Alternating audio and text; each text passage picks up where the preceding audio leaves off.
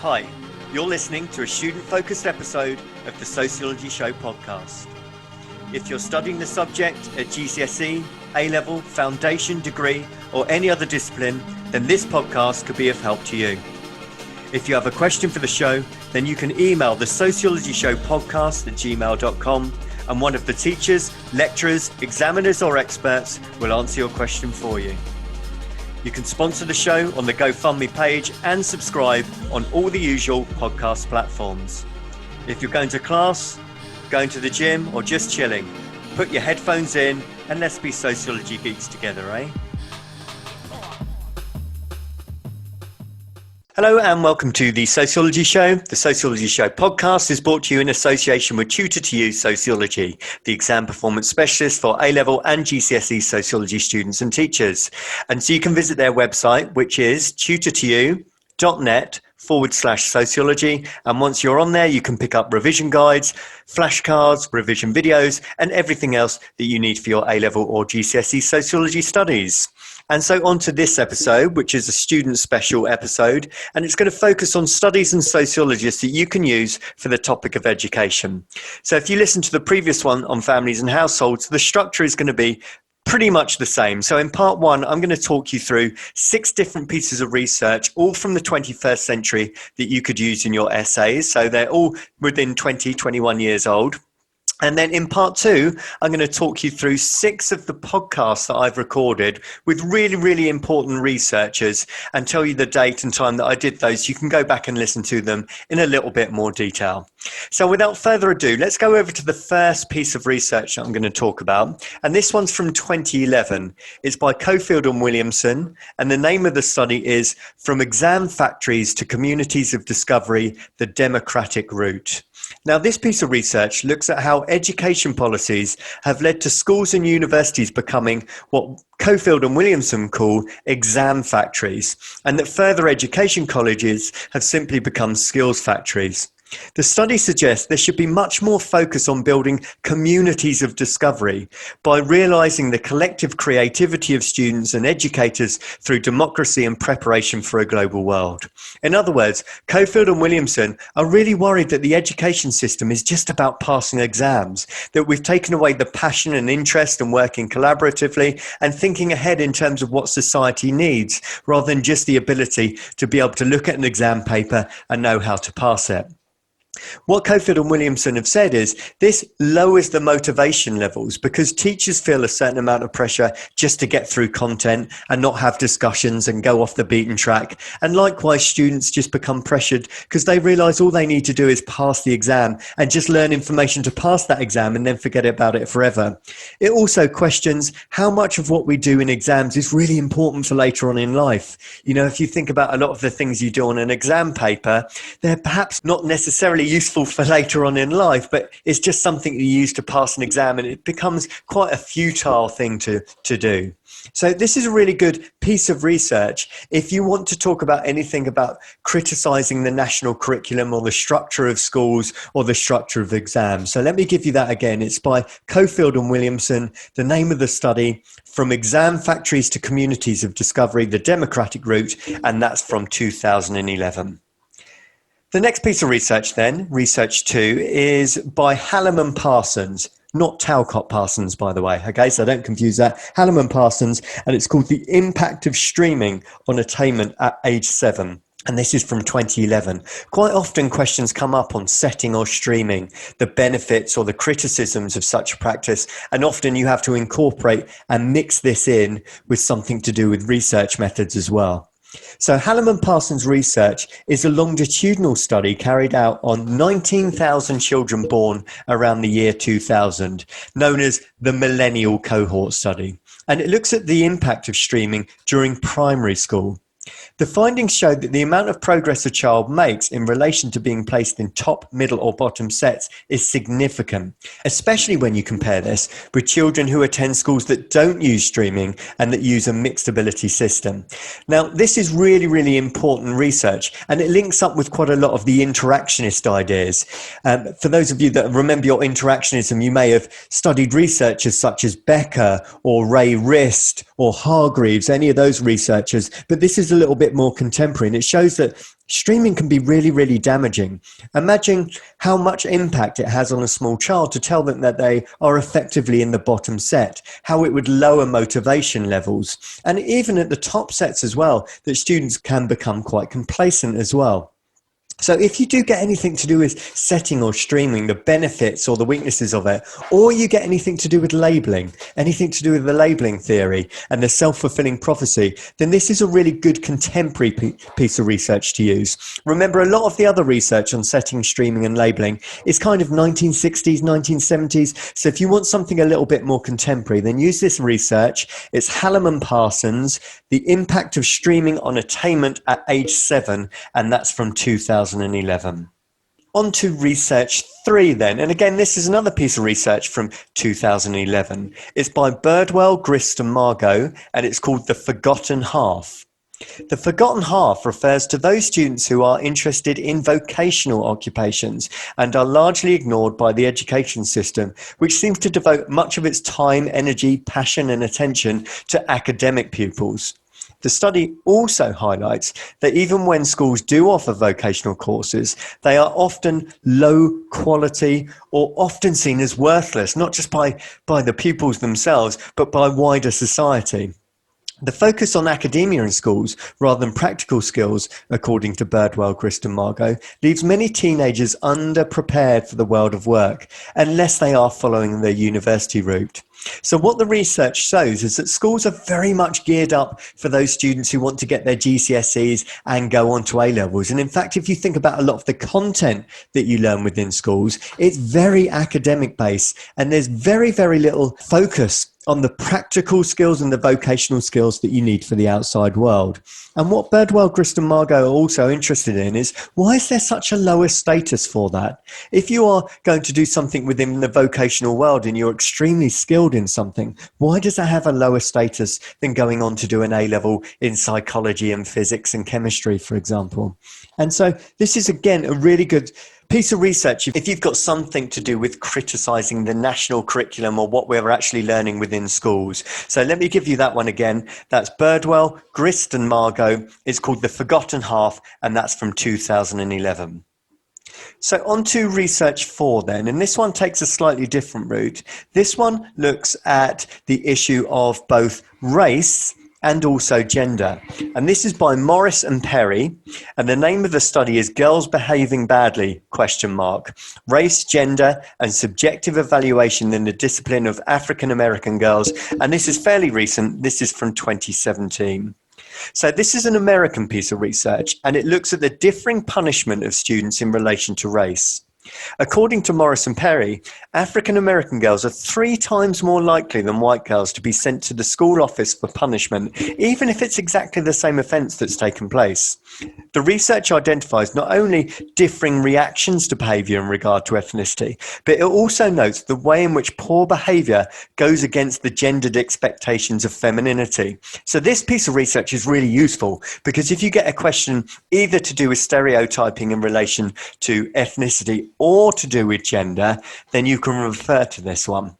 Now, what's really interesting is there's kind of this expectation for many African American girls to be confrontational or to be aggressive or to talk out of turn or to not follow the rules. And Morris and Perry say that this kind of labeling or scapegoating or stereotyping influences the teacher's decision in terms of how they're going to punish the student. And what's really interesting as well is if a girl is aggressive, that it goes against that expectation of femininity. We don't expect girls to have what we call boisterous behavior. Even think of the word boisterous. So again, if you get something to do with gender, then this one's really useful. So another fantastic piece of research to use if you get a question on ethnicity or gender. But again, that idea of labeling, stereotyping, scapegoating, the self-fulfilling prophecy, all of those terms and questions that come up quite a lot within the education topic, then you can refer to this piece of research. So I'll give you the details again. That's Morris and Perry, Girls Behaving Badly, Race, Gender and Subjective Evaluation in the Discipline of African American Girls, and that is from 2017. On to research 5 then, and research 5 is a piece of research that I found really interesting, so much so that I actually interviewed these guys. It's from Pinkett and Roberts, and it's called Boys Don't Try, Rethinking Masculinity in Schools. And this is a book from 2019, which I picked up in Waterstones actually and read it and really enjoyed it. And so this research is conducted by an English teacher and an assistant principal, looking at the reasons behind the underperformance of boys in school and what schools can actually do to tackle this. Areas such as anxiety, bullying, self-esteem, attitudes to work, issues surrounding masculinity, and tackling poor behaviour are all considered in this book. The study not only looks at why boys may be struggling to perform to the same levels as girls in school, but also strategies that teachers can employ to tackle such concerns. Now, it's just come out recently that we are now into the 3rd decade in a row that boys are underperforming compared to girls at SATs level, at GCSE and A level. And Pinkett and Roberts say this is a problem that we can't ignore. We can't just ignore that boys are underperforming and say that it's bad behaviour and they can't be bothered and they're not trying. We actually need to look at the reasons behind why this is occurring and also try and work out what we can do to tackle it as well. And so, as I said, I also was lucky enough to interview both Pinkett and Roberts. And if you are interested in this piece of research, then please do go back and listen to the podcast. It's from April 2020. And as I said, it's a really interesting book. I'll give you those details again. They are called Pinkett and Roberts, and it's called Boys Don't Try, Rethinking Masculinity in Schools, and that's from 2019. And so on to the final piece of research. This is research 6, and this is by Ruth Payne. And Ruth Payne wrote a book in 2010 called Rewards and Sanctions in the Classroom. Now, this piece of research is also quite useful because it's very good for methods as well. So if you get something about questionnaires, this study used 3 questionnaire surveys completed by UK secondary school pupils in years 7 and year 11. The questionnaire asked pupils to state which rewards and punishments they found effective in controlling their behaviour or motivating them within schools. Now, the research showed that pupils rated missing break or detentions as not very effective. They just found it demotivating, put them off school, didn't want to be there. Whereas the research showed that stamps, merits and stickers were highly rated by students in years 7 and 8, but obviously dropped as the years went on. By the time we got to years 10 and 11, then those sort of merits or stickers didn't work quite as well. The incentive of the school trip, however, was universally rated as effective on the questionnaire amongst students. So a little bit more about Payne's research then.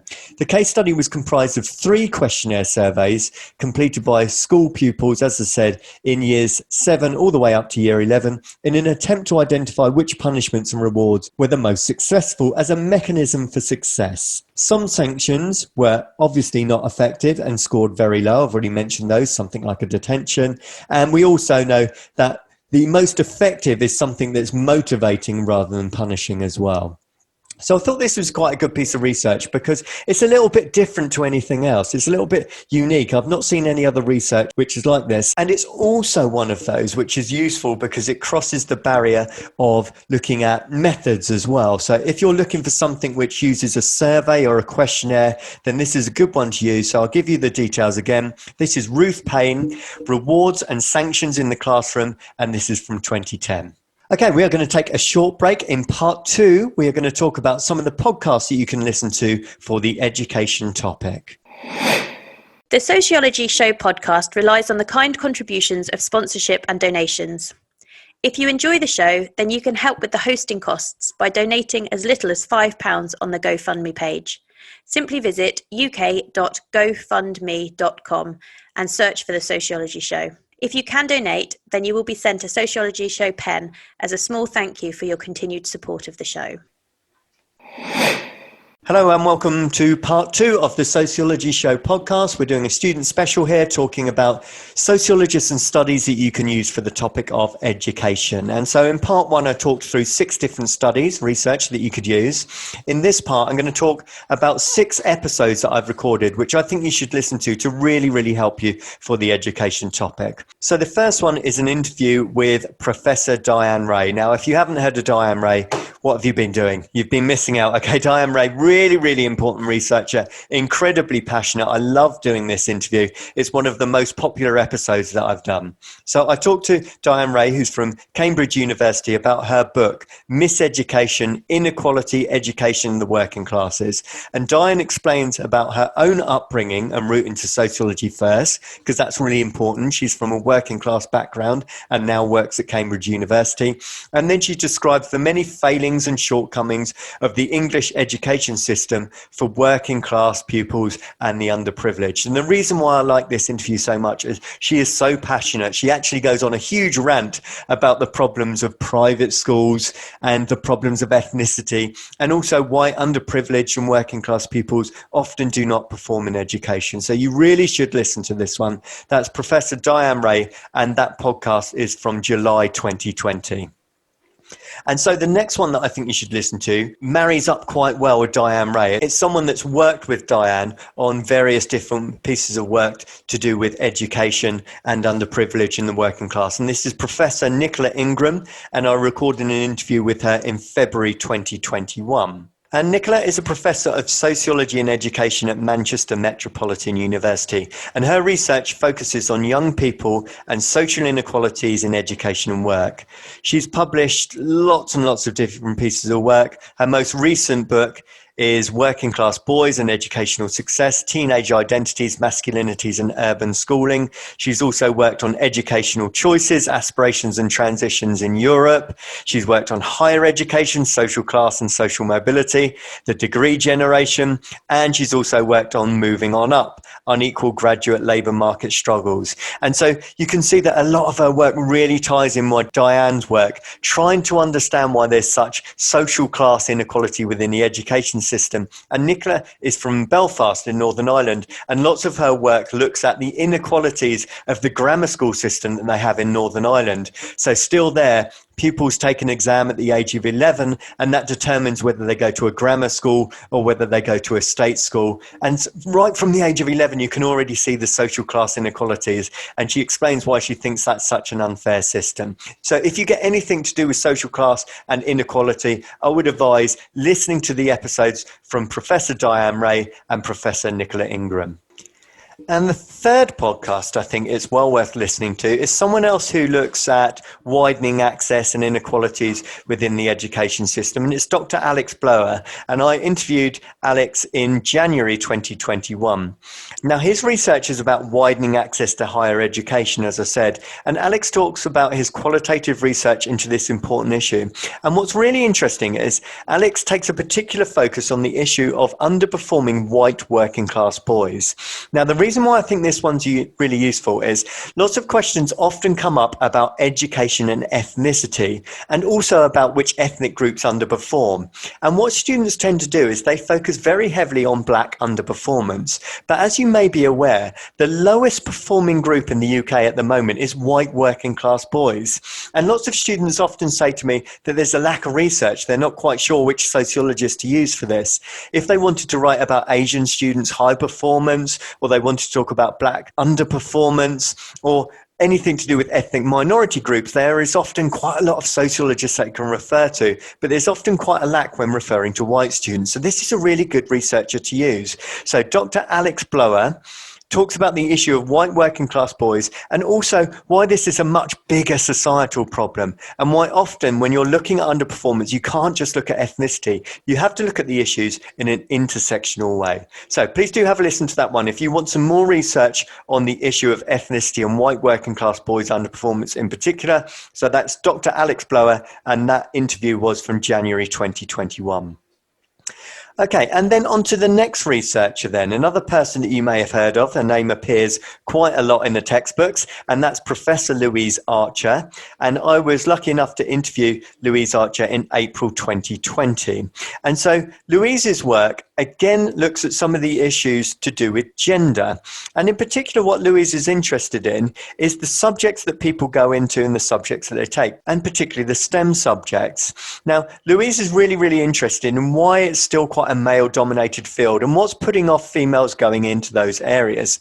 Now, what she's really noticed is that often girls can perform very well in sciences. In fact, their results are often as good, if not better than boys, but they often still have a low confidence in the subject, or they don't want to take it at a higher level. For example, lots of girls do very well in sciences at GCSE, but then choose not to take it at A level. And so she's really interested in why that occurs. So if you get some questions about gender or about gender subject choice, then Professor Louise Archer is a really good, important researcher to look at. So have a listen to her episode. As I said, that's from April 2020, and she's a really important researcher that you can use and a good name to use within your essays. Okay, someone else I think you can have a listen to, and this is someone good to use if you get a question again on ethnicity, and it's Professor Louise Owusu-Kwarteng, and I was lucky enough to interview Louise back in October 2020. So Professor Owusu-Kwarteng is an associate professor of sociology at the University of Greenwich. And Louise talks in this interview about her research on ethnicity in education, and in particular the experiences of West African students. She talks about intra-racial tensions, which is really interesting, and her current research on Black identity and music. Now, the reason I think this one's really important is if you have a look in the textbooks, a lot of the discussions about Black pupils is often about Caribbean students, okay? And actually, a lot of the writing on ethnicity is also about boys, Black boys' underperformance. And Louise talks very heavily about West African students, and often the high expectations that families have on West African students and the pressure that there is to perform. So it gives a different twist perhaps to some of the names within the textbook. So another really important researcher to use if you get a question, I would say, on ethnicity, but also if you get a question about Black identity as well. So that's Professor Louise Owusu-Kwarteng, and that interview was from October 20. And then the final one that I would like you to have a listen to. Like you to have a listen to? You can have a listen to. I'm not forcing you to. But a researcher whose name does come up in your sociology textbooks quite a lot, and that is Professor Carolyn Jackson. Now, Jackson is probably best known for her research on lads and ladettes. So ladette culture in particular is really interesting piece of research. And so Carolyn Jackson is from Lancaster University. And in the episode that I recorded with her, she talks about how the lads and ladettes research came about and how she started to use the term. And then she also talks about lad culture in particular in higher education in her book, Lad Culture in Higher Education, Sexism, Sexual Harassment and Violence. And this one's really interesting as well, because it's very good for the topics of problems with the boys, particularly further in higher education, and sometimes how they carry on their misogynistic values and their attitudes towards girls within higher education and so on as well. So it's quite a deep and detailed discussion, but really important. So Carolyn Jackson, if you get anything to do with gender, particularly to do with girls underperforming, certain groups of girls that underperform, certainly working class girls underperform, you can use that term ladette, but also that issue of lad culture, which is pervasive in certain aspects of higher education and onto university as well. So that's Carolyn Jackson. You can go back and listen to her episode. That is from May 2020. So there we go. I hope you found some useful information there. So studies that you can use. Maybe I've picked out some names of sociologists that you haven't yet referred to. And then also those episodes. I'm sure you've heard of the likes of Diane Ray, Nicola Ingram, Carolyn Jackson. Then please do go back and listen to those episodes in full. It should really help you out for the topic of education. Thank you very much for listening. Oh, and just a quick request, if you do listen to the episodes on Apple Podcasts, please can you give it a 5-star review? It'd be absolutely fantastic. It helps me move up the charts and mean that Sociology Show podcast is right at the top of the sociology chart. So if you do have an opportunity to give it a 5-star review, I'd be really welcome. If you can give it a review as well, that would be fantastic. Best wishes, and thank you for listening. The Sociology Show podcast relies on the kind contributions of sponsorship and donations. If you enjoy the show, then you can help with the hosting costs by donating as little as £5 on the GoFundMe page. Simply visit uk.gofundme.com and search for the Sociology Show. If you can donate, then you will be sent a Sociology Show pen as a small thank you for your continued support of the show.